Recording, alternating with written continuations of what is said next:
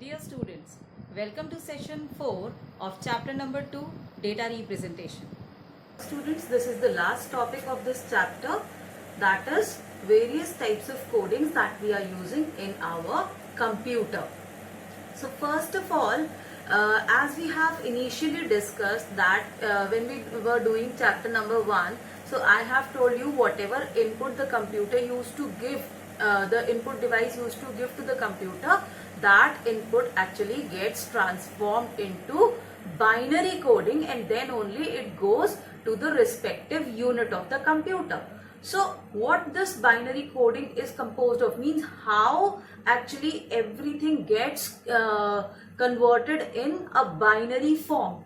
So for this, what actually is done, that for every character, for every symbol, there is a special code provided so that whenever we are going to press that symbol, that particular symbol is converted into the coding, its respective coding, and accordingly only the binary form of that coding is generated, and finally the work is done.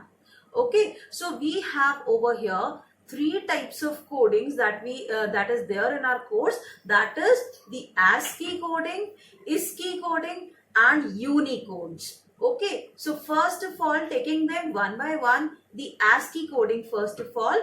So ASCII coding actually, it stands for American Standard Code for Information Interchange. Okay, so as the name suggests, it is actually developed by America, right? USA.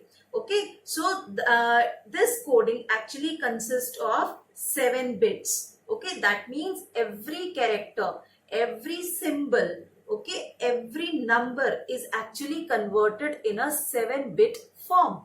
Okay, bits now you know. So in 7 bits, everything is represented. Every character is represented in 7 bits. Right? So 7-bit means what? 7-bit is 128 characters. That is from 0 to 127. So 7-bit represent 128 characters, and these 128 characters are actually enough to represent any symbol or number or a special character, or let's suppose an enter key is, when an enter key is pressed, or delete is pressed, or backspace is pressed. So every character gets the its special code within these range, that is 0 to 127. But actually this works with only the English language, right? Because it was developed by USA, so that means they have developed it according to their requirements. Okay, so now let's first of all see the ASCII coding for few of the symbols over here. Let's suppose capital A to Z. So capital A actually is having the code 65 in computer, and B has the code 66, C has the code 67, and therefore Z gets the code 90. Got that? Similarly, small a to Z, they have the code as, it starts from A has the code 97, B has the code 98, and so on, and Z has the code 122. Similarly, 0 has the ASCII code 48, 9 has the ASCII code 57. Right? So how they are actually now converted into the binary form, you can see, like for A has the code 65, so this is 7-bit. Okay, 7 bits are there, 1, 2, 3, 4, 5, 6, 7. 7 bits are there. Now we have to represent 65, so just place 1 at 64 position and 1 position, and rest at the rest places you are going to place zeros. This is 65. So this is how actually the code are generated. The code is there, and thus the binary form of the code is generated accordingly. Similarly for Z also, it gets the code 122, and 122 also can be represented in 7-bit form itself. But the flaw is actually that this ASCII code is meant for only English language. So now what to do? If we see in India itself, there are 22 official languages. right? So how we are going to, if we want to work in our language, like in nowadays the keyboards are there with different language keys, right? We have the keys for Bangla also, we have the keys for Hindi also, or Urdu also, or whatsoever. So how we are going to work in Indian languages? So what happened, India also designed its own form of coding technique, and that coding technique is Indian script code for information interchange, that is ISCI coding. Okay, ASCII has 7-bit coding technique and ISCI has 8-bit coding technique. It also included the ASCII coding in itself, right? Plus the codes for Indian languages are also there. So it has taken 8-bit coding technique and thus can represent 2 to the power 8, that means 256 characters in itself, right? So which is actually enough to use all the different kinds of languages. It has given a code, a different code to any character of the Indian language, right?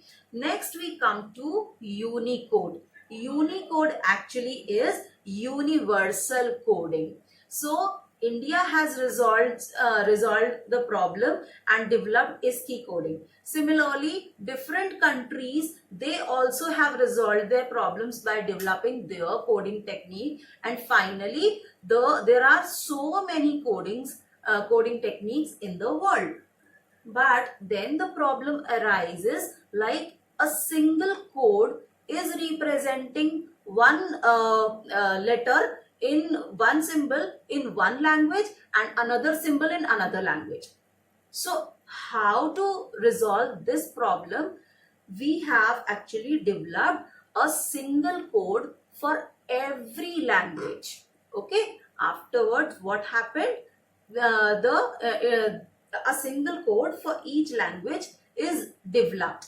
Okay, so that is actually Unicode. Okay, so Unicode actually comprises of the symbols of every language. There is a code for each and every alphabet, each and every symbol of every language of this world, right?